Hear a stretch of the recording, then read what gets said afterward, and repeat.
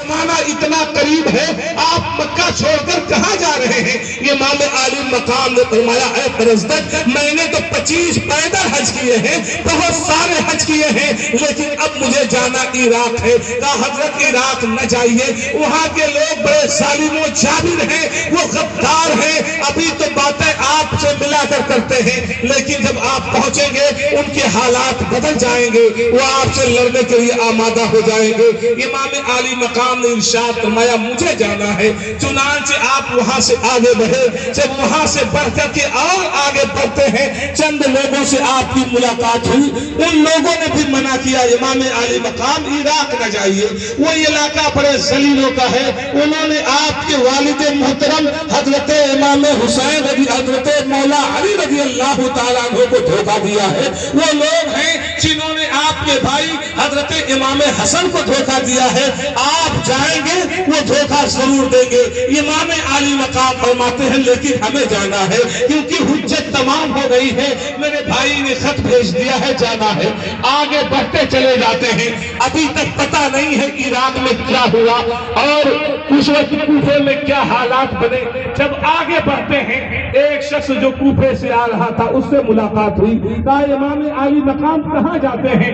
آپ نے ارشاد فرمایا میں عراق جا رہا ہوں، میں کوفہ جا رہا ہوں۔ انہوں نے کہا آپ نہ جائیے، آپ کو کچھ پتا ہے آپ کے بھائی حضرت امام مسلم کو وہاں شہید کر دیا گیا ہے، آپ کے بھائی کے دونوں بیٹے حضرت محمد و ابراہیم کو وہاں شہید کر دیا گیا ہے، محب اہل بیت حضرت عروہ ہانی ابن عروہ کو شہید کر دیا گیا ہے، اور عالم یہ ہے ان کو اس طرح شہید کیا ہے ان ظالموں نے کہ ان کو کاٹنے کے بعد، ان کی گردن کاٹنے کے بعد ان کے ہاتھ میں رسی باندھی ہے اور گھوڑے کے پیچھے ان کو باندھ کر پورے بازار میں دوڑایا رگڑایا ہے، جس کی وجہ سے ان کے جسم کی بوٹی اس روڈ پر چپک گئی ہے۔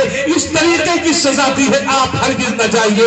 امام عالی مقام نے جب یہ سنا تو ابھی آپ نے کسی سے بتایا نہیں۔ چند قدم آگے بڑھتے ہیں، جب مقام زبالہ آیا، تمام لوگوں کو جمع کیا، حضرت امام مسلم کے شہزادے بھی ہیں، آپ کے بھائی بھی ہیں، جملہ اقربا و احبا بھی ہیں، تمام لوگ ہیں۔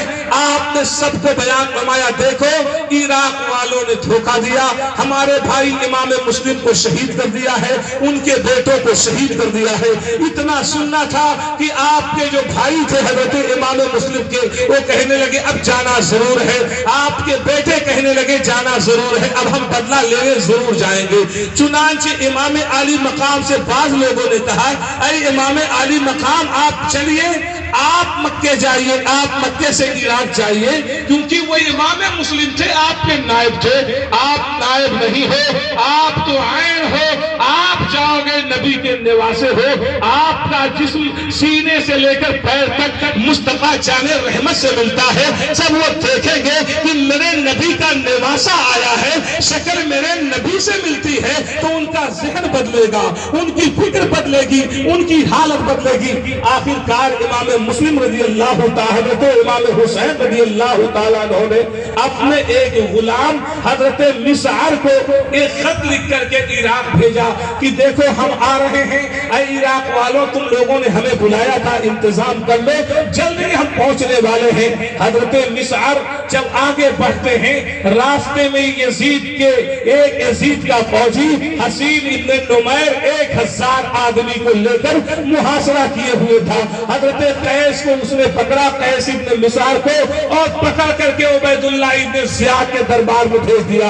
عبید اللہ ابن زیاد نے جب خط دیکھا تو کہنے لگا اے قیس ابن مسعر اگر تم جان بچانا چاہتے ہو تو تمہارے پاس ایک طریقہ ہے جان بچانے کا، وہ یہ ہے کہ تم کوفہ کے دارالامارت پر کھڑے ہو جاؤ اور وہاں پر چڑھ کر کے امام حسین کو گالی دو، ان کے باپ کو گالی دو۔ اگر تم نے ایسا کر دیا تو ہم تمہیں آزاد کر دیں گے، ورنہ جیسے امام مسلم کو شہید کیا گیا ہے، ان کے بچوں کو مارا گیا ہے، ایسے ہی تمہیں بھی ہم شہید کر دیں گے۔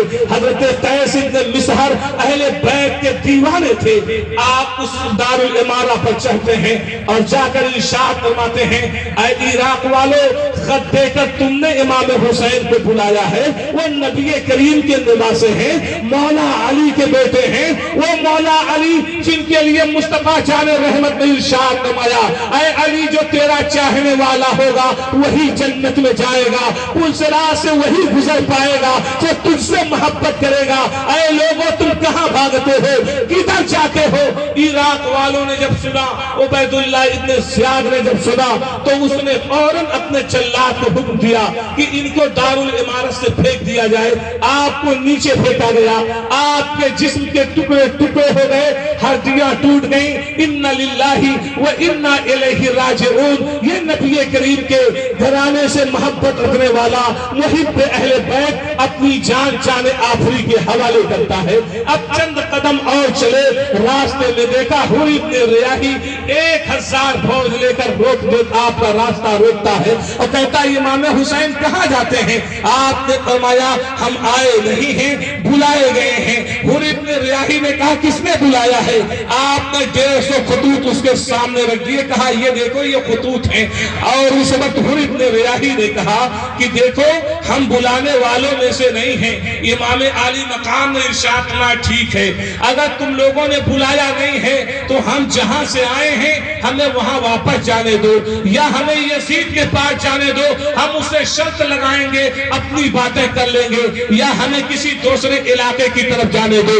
یہ 3 شرطیں رکھی۔ حوری بن ریاحی نے کہا کہ دیکھو ابھی تو میرے لیے آرڈر یہی ہے کہ میں آپ کو پکڑ کر عبید اللہ ابن زیاد کے دربار میں پیش کر دوں۔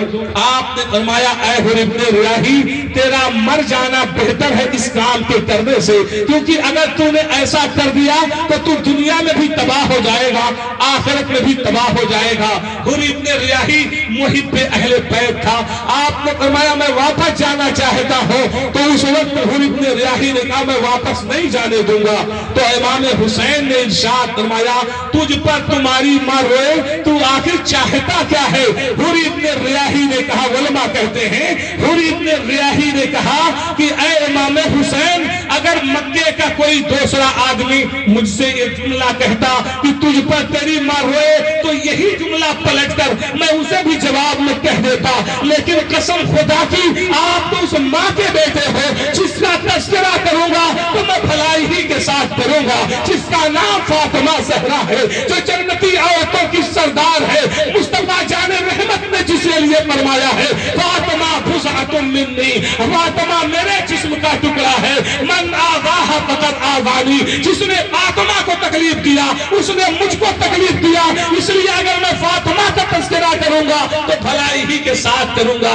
غرض امام عالی مقام سے کہنے لگا ٹھیک ہے ایسا کرتے ہیں کہ آپ نہ آپ مکے کی طرف جائیے اور نہ کسی اور طرف جائیے، بس آپ ہمارے ساتھ چلیے کیونکہ فوج ہمارے ساتھ ہے۔ آپ ساتھ میں چل رہے تھے، اتنے میں عبید اللہ ابن زیاد کا ایک اور قاصد آیا۔ وہ قاصد آیا حوری بن ریاحی کے پاس آ کر پیغام دیا امام حسین پر نرمی نہ کی جائے، ان کی گردن کاٹ کر کے ہمارے دربار میں پیش کر دیا جائے۔ حوری بن ریاحی نے یہ پیغام حضرت امام حسین تک پہنچایا۔ امام حسین نے فرمایا تم کیا کہنا چاہتے ہو، تم کیا کہتے ہو؟ اس نے کہا نہیں مجھے ہرگز یہ گوارا نہیں ہے کہ میں آپ کی گردن کاٹوں، میں آپ کا خون اپنے اوپر نہیں لینا چاہتا، کیونکہ اگر یہ دھبا میرے سر آ گیا تو رہتی دنیا تک لوگ مجھ پر لعنت و ملامت کرتے رہیں گے۔ چنانچہ نماز ظہر کا ٹائم ہوا، امام عالی مقام نے فرمایا اے حوری بن ریاحی تو ہمارے پیچھے نماز پڑھے گا یا الگ جماعت بنائے گا؟ حوری بن ریاحی نے کہا اے امام عالی مقام آپ نبی کریم کے نواسے ہو، آپ جیسا امام موجود ہو اور میں دوسری جماعت بناؤں یہ میری غیرت کو گوارا نہیں ہے، اس لیے آپ ہی نماز پڑھائیں۔ حوری بن ریاحی نے نماز پڑھی، آپ نے ظہر کی نماز، پھر عصر کی نماز، پھر مغرب کی نماز، پھر عشاء کی نماز پڑھائی۔ اس کے بعد حوری بن ریاحی نے رات میں کہا دیکھیے اعلان بڑا سخت ہے عبید اللہ ابن زیاد کا، میں کمانڈر ہوں، میں آپ کو پکڑنا نہیں چاہتا، اس لیے رات کا اندھیرا ہے، یہ قادسیہ کی طرف جانے والا راستہ ہے، آپ اس راستے کو پکڑ لیجئے، میں اپنی فوج کو ادھر روکتا ہوں، آپ دوسرے راستے پر چلے جائیں گے، میں اس سے کہوں گا عبیداللہ ابن زیاد سے، وہ آئے تھے لیکن رات میں ہم نے روکا، وہ کدھر چلے گئے مجھے معلوم نہیں، رات میں چلتے ہیں، بہت چلا، لیکن جب صبح میں نگاہ ہٹی ہے تو سامنے دیکھا حور ابن ریاحی کی فوج ہے، فوج نے آ کر آپ کا راستہ روکا، آپ نے ارشاد فرمایا اے لوگوں اس میدان کو کیا کہتے ہیں؟ لوگوں نے بیان کیا ہاذہی کربلا، اس میدان کا نام کربلا ہے۔ امام حسین نے جب سنا گھوڑے سے نیچے اتر آئے، ارشاد فرماتے ہیں ہاذہی موضع کرب و بلائن، یہ تو مصیبت کی جگہ ہے، یہ تو پریشانی کی جگہ ہے۔ ساتھیوں کو حکم دیتے ہیں اے میرے ساتھیوں نیچے اترے۔ جب آپ راستے میں پڑھ رہے تھے، راستے میں قین ابن زہیر ابن قین بجلی سے ملاقات ہوئی، امام حسین نے زہیر ابن قین بجلی کو اپنے پاس بلایا، انہوں نے آنے سے انکار کر دیا۔ ان کی بیوی نے کہا کہ امام عالی مقام آپ کو بلا رہے ہیں، آپ جانے سے انکار کر رہے ہو۔ بیوی کے پاس سے امام حسین کے پاس آئے، تھوڑی دیر آپ کے پاس بیٹھے، بیوی کے پاس گئے، بیوی کو جا کر طلاق دے دیا اور کہنے لگے جاؤ تم اب آزاد ہو، جس سے چاہو تم شادی کر سکتی ہو۔ کہا لوگوں نے پوچھا ابھی تو آپ جا نہیں رہے تھے، گئے تو حالت کیسے بدل گئی، معاملہ کیسے بدل گیا؟ تو کہا ہوا یہ کہ ایک جنگ ہم نے لڑی تھی جس کا نام جنگ بلنجر تھا، جب ہم مسلمان غالب آ گئے ہمیں بڑا مال غنیمت ہاتھ آیا، مجھے بڑی خوشی ہوئی جب میرے چہرے کو مسکراتا ہوا حضرت سلمان فارسی رضی اللہ تعالیٰ عنہ نے دیکھا تھا۔ ارشاد فرمایا اے زہیر ابن قین کیا تم اس غنیمت سے خوش ہو؟ میں نے کہا ہاں مجھے خوشی ہوئی ہے۔ کہا اس سے زیادہ تم خوشی اس وقت محسوس کرو گے جب امام حسین سے تم ملو گے اور ان کی شہادت کے موقع پر تم کام آؤ گے، ان کی مدد کرو گے۔ میں نے جان لیا ہے وہ ٹائم آ گیا، اس لیے اے میری بیوی تجھے آزادی ہے جس سے چاہے شادی کر لے، اب تو مجھے جان شان آخری کے حوالے کرنا ہے۔ امام حسین کی سیادت میں، امام حسین کی حفاظت میں رات کا اندھیرا چھاتا ہے۔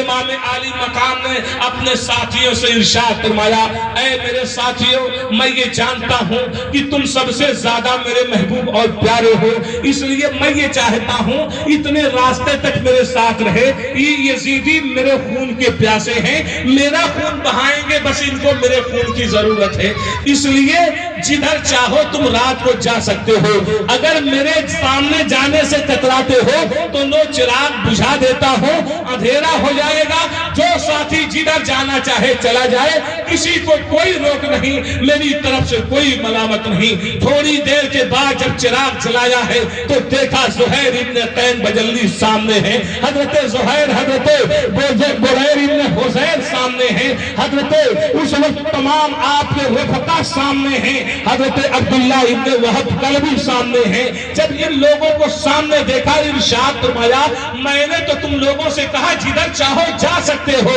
تو ان لوگوں نے کہا تھا اے امام عالی مقام کیا ہم اس لیے آج آپ کو یہاں سے چھوڑ کر چلے جائیں کہ یہاں جان جانے کی بات ہے؟ قسم خدا کی جب تک ہم دائیں لڑ کر بائیں لڑ کر آپ کے آگے پیچھے لڑ کر اپنے خون کا ایک ایک قطرہ نہیں بہا دیں گے اس وقت ہمیں چین نہیں مل سکتا۔ یہ یاد کر لیجئے جہاں آپ کا پسینہ بہے گا وہاں ہمارا خون بہے گا، ہم آپ کا ساتھ چھوڑنے والے نہیں ہیں، ہم آج آپ کا ساتھ چھوڑ کر قیامت تک لوگوں کے لیے اپنے لیے یہ لعنت کا توپ پہننے والے نہیں ہیں کہ جملہ مسلمان کہیں گے یہ نبی کریم کے اہل بیت سے محبت کرنے والے ساتھ چل رہے تھے، لیکن جب بات آئی سر دھڑ کی، جب بات آئی جسم کے کٹانے کی، جب بات آئی خون بہانے کی، جب بات آئی مصطفیٰ کے نام پر اپنے آپ کو قربان کرنے کی، تو انہوں نے امام حسین کو چھوڑ کر کوئی دائیں راستہ پکڑ لیا تھا، کوئی بایاں راستہ پکڑ لیا تھا، کوئی ادھر چلا گیا تھا، کوئی ادھر چلا گیا تھا۔ انہوں نے کہا نہیں یہ نہیں ہو سکتا، غرض حالات ایسے بنے اور معاملات یہاں تک پہنچے۔ اس کے بعد ایک علاقے میں ایران کا ایک علاقہ تھا جس کے اندر بغاوت پھیلی ہوئی تھی جس کا نام رہ تھا، وہاں پر بغاوت پھیلی ہوئی تھی 4000 فوج کو لے کر عمر ابن سعد اسی بغاوت کو ختم کرنے کے لیے جا رہا تھا۔ یہ عمر ابن سعد کون ہے؟ حضرت سعد ابن ابی وقاص کا لڑکا ہے. کون سعد ابن ابی وقاص؟ ذرا یاد کرو، جنتی باپ کا جہنمی بیٹا. وہ حضرت سعد ابن ابی وقاص صحابی رسول ہیں.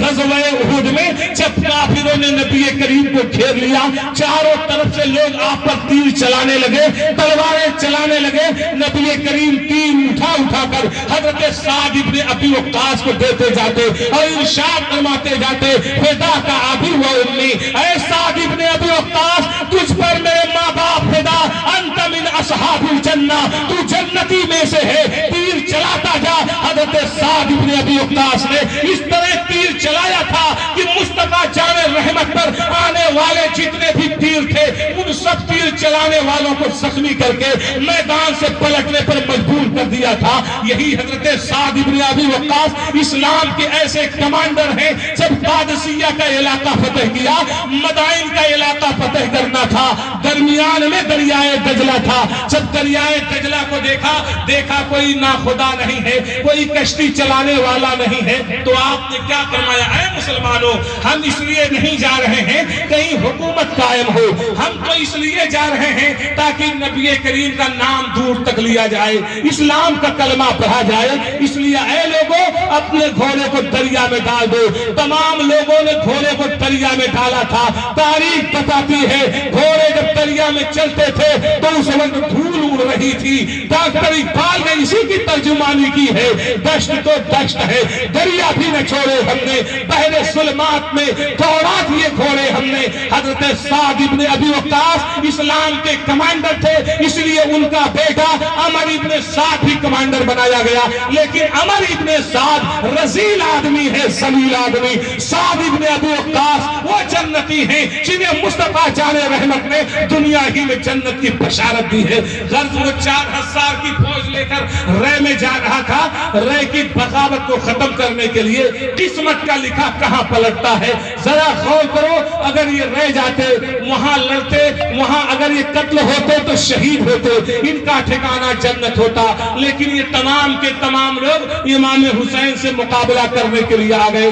عبید اللہ ابن زیاد نے بھیج دیا عمر ابن سعد کو، جا کر حسین کا معاملہ سر کرو.